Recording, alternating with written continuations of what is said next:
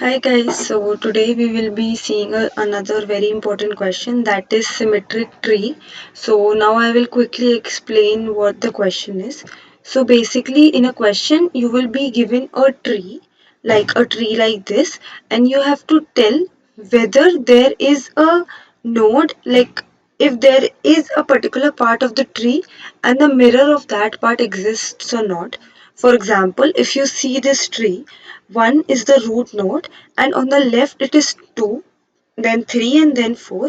And if you see that the mirror of 2, 3, and 4 would be 2, 4, and 3, and that exists on the right hand side of the tree. So basically, if I explain what the mirror image is in simple terms, in the term of trees, because you are going to see this term many times in other questions as well. So mirror basically means that the root node is going to be at the same position, but the left and the right node will get switched. Similarly, if you see it here, 2 is here, but 3 is of the left of 2, but in the mirror tree, 3 is on the right hand side of 2. And here 4 is on the right hand side of 2, but in the mirror tree, 4 is the left hand side of 2. Left hand side of 2, yes, correct. Okay, so basically this is the meaning of symmetric tree. So here in Leetcode, it is given in, you have to find whether there are mirror trees in one particular tree. But question can be that suppose two roots have been given to you, and you have to identify whether these two roots or the two trees are mirror to each other or they are symmetric trees. So exactly same method would be followed, just few wordings are different, but the method will be exactly same. But here the question is that one root will be given and we have to find the like if is a node that has a mirror node to it. Okay, let's understand it with the help of an example. But I think it is very self-explanatory, but still I'll try to explain. For example, if there are two trees, okay, so what that suppose our root node is one. A root node is one, and it is not necessary that here also our root node should be one, okay? Like it is not necessary that an entire tree should be the symmetric one according to the question. It is just asked that whether there is a node that has a symmetric node to it. Okay. For example, here we have 1, then we have 2, then here I have 3 and 4 and then 5. Here in tree 1 you can see that there is no particular node that has a symmetric node to it. Okay. But for example, if I see tree number 2, I will just change the color so that it is more clear. Okay. I'll just make it red. Okay. For example, here it is 1. Then here we have 2, then 3, then 4, and then what did I explain you, that in a mirror tree the root node is the same, so the root node will be same, but the left will become right, so the left will become right, okay, and the right will become left, okay.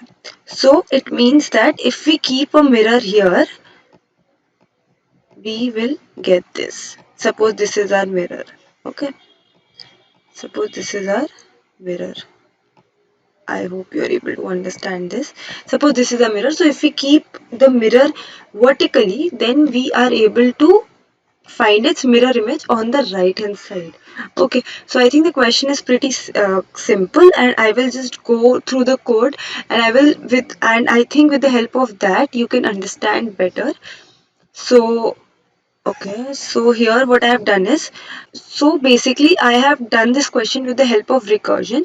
I have written a function identical that will help me identify whether two nodes, if two nodes have been given to me, it will return me true if those two roots are identical. That means those two roots are mirror images to each other, and will return me false if they are not.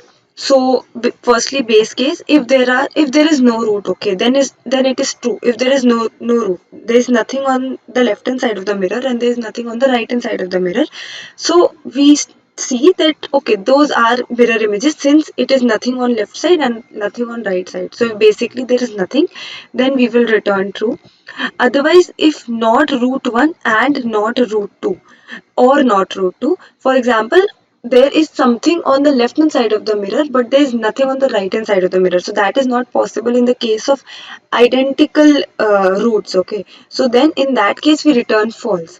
Otherwise, we check that if root 1 is not equal to null and root 2 is not equal to null, that what that means is that if we are at a particular node, we see that the left of that particular node exists and the right of that particular node exists, then only we can compare. Okay, because if this particular node is not existing, then we will automatically return false, as we have like checked in this particular case.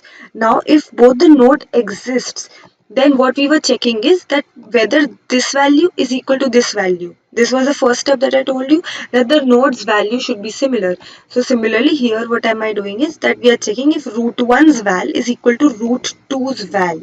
Okay, so basically here we will be passing roots left and roots right into the function, and so here root 1 is signifying the left hand part of the root and root 2 is signifying the right hand part of the root. So we are checking if root 1's val is equal to root 2 val, and then similarly if that is okay, then we will pass the function, we will pass the recursion further on the left hand side, and there we will pass on the right hand side. Okay, then what are we checking? Identical root 1's left and root 2's right. So what does it mean is that first of all it will check these two. We see that yes, these two are equal. Then we will, for this node I will pass on left, that is this 3, and for this node I will pass for this, that is this 3, because I told you that the left hand side becomes right hand side in the mirror image. So we want to check the left hand side of the left node and the right hand side of the right node, whether their value is equal. So if we see that identical root 1's left and root 2's right, so this will also return true. And identical root 1's right and root 2's left. So now that you have checked 3, you also need to check 4. So now here in the second part, I have checked the right hand side of the left.